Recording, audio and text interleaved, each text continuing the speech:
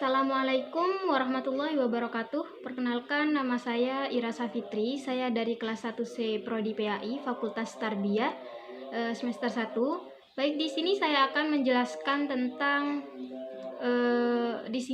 mengerjakan tugas yang telah diberikan oleh Bapak Fikri Farihin, yaitu selaku dosen pengampu mata kuliah Aswaja, yang mana di sini yaitu menjelaskan tentang tradisi Islam dan dalil-dalilnya. Baik, agar tidak berlama-lama, langsung saja kita membahas materinya. Baik, yang pertama yaitu bab tradisi Islam dan dalil-dalilnya. Sebelum kita masuk ke tradisi Islam dan dalil-dalilnya, kita akan membahas terlebih dahulu tentang bid'ah. Apa itu bid'ah? Menurut Al-Imam Alizuddin berkata, bid'ah adalah mengerjakan sesuatu yang tidak pernah dikenal atau terjadi pada masa Rasulullah.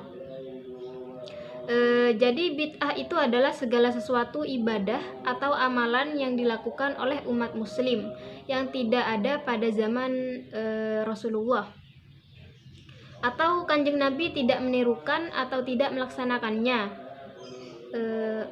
Jadi yang dimaksud bid'ah seperti itu. Dan pembagian bid'ah itu sendiri terbagi menjadi dua.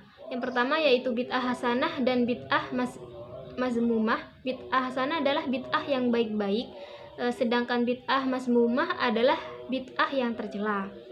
Untuk selanjutnya yaitu terdapat kelompok anti bid'ah hasanah dan dalilnya.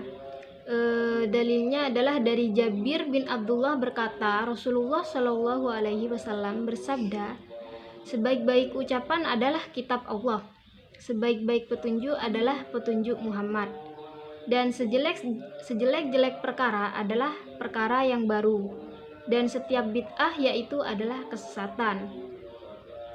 Menurut kelompok ini, hadis di atas sangat tegas mengatakan bahwa semua bid'ah itu adalah kesesatan.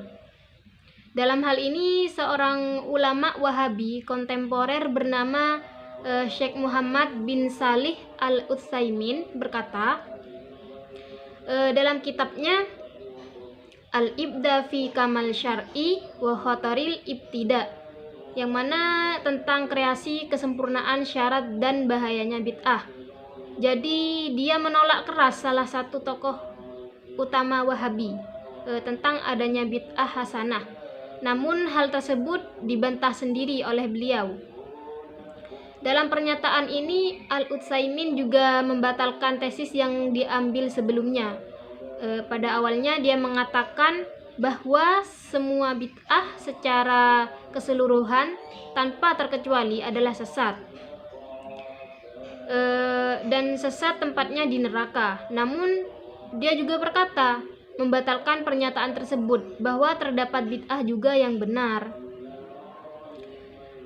Terdapat suatu dalil dari Al-Imam Hafiz An-Nawawi bahwa semua bid'ah adalah sesat. Ini adalah kata-kata umum yang dibatasi jangkauan. Maksud semua bid'ah sesat adalah sebagian besar bid'ah itu sesat, bukan seluruhnya. Jadi si Utsaimin ini membaca kembali tentang dalil bid'ah, jadi dia membatalkan tentang pernyataan tersebut. Yang dikatakan dalam hadis selanjutnya adalah bahwasannya bid'ah ini memiliki bid'ah yang hasanah maupun yang mazmumah. Kata-kata semua bid'ah itu adalah sesat. Tidak semuanya bid'ah itu sesat, tetapi kebanyakan dari bid'ah itu adalah sesat karena mengada-adakan sesuatu hal yang tidak dianjurkan kepada Rasulullah. Karena itu Rasulullah mengatakan ini karena saking takutnya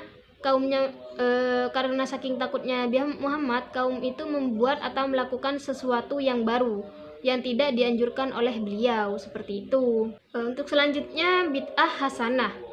Pada masa Rasulullah dan dalilnya, ketika itu Rasulullah sholat berjamaah dan para sahabat-sahabatnya. Ada salah satu sahabat yang bernama Mu'az bin Jabal datang sholat terlambat. Lalu dia menambah atau mengganti sholat yang kurang, dan hal tersebut ditanyakan oleh Rasulullah. Dan Rasulullah berkata, Mu'az sudah melakukan suatu hal yang baik atau tindakan yang baik. Padahal tindakan itu tidak pernah dilakukan atau dicontohkan oleh Rasulullah, tapi seorang Mu'az ini melakukannya terlebih dahulu. Dan Rasulullah mengapresiasi perbuatan si Mu'az ini. Selanjutnya juga ada dari dalil Umar berkata, seorang laki-laki datang saat sholat berjamaah. Didirikan setelah sampai di shaf, laki-laki berkata, Allahu Akbar kabira walhamdulillahi katsira wa subhanallahi bukrata wa asila. Setelah Nabi selesai sholat, beliau bertanya, siapa yang mengucapkan kalimat tadi? Lalu laki-laki itu menjawab, saya ya Rasulullah. Demi Allah, saya hanya bermaksud baik dengan kalimat itu, kata si laki-laki tersebut. Beliau bersabda, sungguh aku telah melihat pintu-pintu langit terbuka menyambut kalimat itu, kata si Rasulullah. Jadi ini tindakan yang tidak dilakukan atau tidak pernah dilakukan oleh Rasulullah. Tapi Rasulullah seketika itu melihat seorang sahabat yang mengucapkan kabira walhamdulillah dan seterusnya itu. Rasulullah melihat langit-langit terbuka atas bacaan yang dilakukan oleh sahabat Rasulullah itu. Kaget. Jadi hal ini merupakan suatu hal yang baik, merupakan suatu isyarat, suatu yang baik. Ketika Rasulullah wafat, terdapat bid'ah yang hasanah, yaitu penghimpunan Al-Quran dalam mushaf. Seperti kita ketahui pada masa zaman Utsman bin Affan, mushaf-mushaf itu dikumpulkan dan harokat-harokat mulai dibentuk, disusun kembali secara bagus dan benar. Tujuannya yaitu supaya kaum setelahnya bisa membaca Al-Quran dengan baik dan benar. Baik, yang selanjutnya yaitu kita akan membahas tentang tradisi Islam di negara kita, di Indonesia, beserta dalilnya. Sebelum itu kita harus mengerti makna dari kata tradisi. Menurut saya, tradisi adalah sesuatu yang terjadi berulang-ulang dengan disengaja dan bukan terjadi secara kebetulan di kalangan masyarakat. Tradisi di masyarakat, melanggar tradisi masyarakat adalah hal yang tidak baik selama tradisi tersebut tidak diharamkan oleh agama. Jadi tradisi ini merupakan suatu bid'ah. Akan tetapi ketika tradisi itu tidak mengharapkan atau tidak melanggar suatu yang dilarang agama, itu merupakan tradisi yang baik atau bid'ah yang hasanah. Baik, yang pertama yaitu di sini ada tradisi mengiringi jenazah dengan bacaan tahlil. Seperti kita ketahui di masyarakat juga atau pada masyarakat umumnya juga banyak yang melakukan ini. Jadi ada riwayat yang mengatakan dari Ibnu Umar berkata, tidak pernah terdengar dari Rasulullah ketika mengantarkan jenazah kecuali ucapan la ilaha illallah pada waktu memberangkatkan dan pulangnya jenazah. Jadi sudah sangat jelas hukumnya. Kenapa diperbolehkan atau membacakan tahlil, kalimat tahlil pada saat mengiringi jenazah atau pulang dan perginya jenazah. Yang kedua yaitu ada talqin. Saat sakaratul maut, diriwayatkan dari hadis riwayat Muslim dari Abi Said Al-Hudri, Rasulullah bersabda, talqinkanlah orang yang akan mati di antara kamu dengan ucapan la ilaha illallah. Jadi di sini sudah sangat jelas dalil dan hukumnya kenapa kita harus mentalkinkan orang yang mau sakaratul maut. Ini tujuannya agar orang yang mau meninggal mendapatkan keringanan dalam sakaratul mautnya. Kita sendiri tahu bahwa sakaratul maut itu sakitnya sangat luar biasa, seperti ditusuk 1000 pedang. Bahkan Rasulullah pun sampai menangis ketika dicabut nyawanya. Ketika itu semua setengah dari pernyawa orang dari kaum Nabi Muhammad itu sakitnya dilimpahkan kepada Nabi Muhammad. Dan Nabi Muhammad pun berkata pada saat itu, bagaimana umatku nanti saat sakaratul maut? Sembari beliau menangis. Dan beliau berkata, limpahkanlah sakit umatku kepadaku, jangan limpahkan sakitnya kepada mereka. Nah, pada saat sakaratul maut pun beliau masih ingat kepada kita. Nabi Muhammad saja menangis saat sakaratul maut, apalagi kita yang hanya umatnya merasakan bagaimana sakitnya sakaratul maut tersebut. Seperti apa sakitnya pada saat sakaratul maut? Seperti yang beliau rasakan. Dan untuk selanjutnya yaitu tradisi tahlilan. Ini sudah banyak didebatkan oleh para aliran Wahabi biasanya.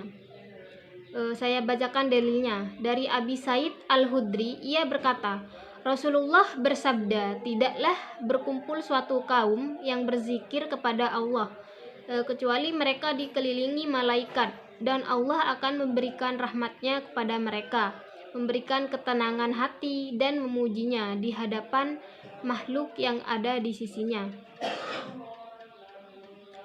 Jadi dari maksud tersebut, tahlilan ini merupakan tradisi dari nenek moyang kita, yang awalnya tradisi ini seperti menyembah hantu-hantu seperti itu, sambil diiringi dengan menabur minyan, wangi-wangian gitu. Kalau kata orang zaman dahulu, minyan. Berkumpul-kumpul yang tidak jelas, dan itu merupakan sesuatu yang syirik yang dilakukan oleh umat manusia. Dan ini pun dirubah oleh Sunan Wali Songo, yaitu Sunan Kalijaga, dengan mengubah tradisi ini menjadi perkumpulan yang di dalamnya terdapat tahlil. Jadi dalilnya di sini sudah jelas bahwasannya siapa yang membacakan atau menzikirkan dan berkumpul di sana akan dikelilingi oleh para malaikat. Hadisnya dari riwayat Muslim dari Sahih pada tahun 4868. Untuk tradisi yang selanjutnya, yang terakhir, yaitu tradisi Maulid Nabi.